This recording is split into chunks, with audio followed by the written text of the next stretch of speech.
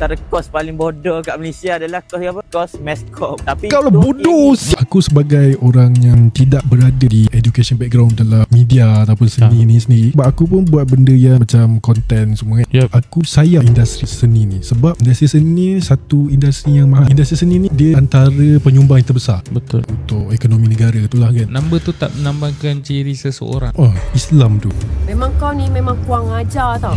Sangat-sangat kurang ajar. Hashtag saya yakin saya handsome.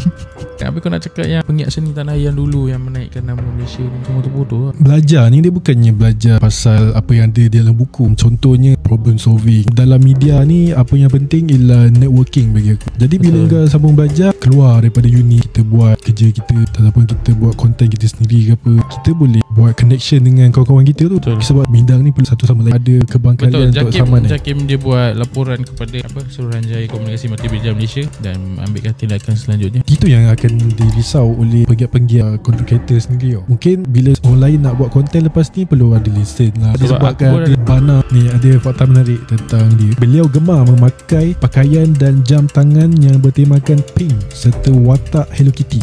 Budak-budak ni pemikiran dia masih fragile. Sebab budak sekarang banyak dengan handphone je kan. So bila dia slide, nampak dia dengar. Bila dia dengar, dia hadam. Dan bila dia fragile pemikiran dia akan salah yang belajar ni. Ini tak perlu belajar, boleh buat je. Untuk adik-adik dia lah, jangan terpedaya sangat dengan konten-konten macam gini. Kalau tak pasti ataupun kalau benda ni macam tu ke tak betul tanya ibu bapa.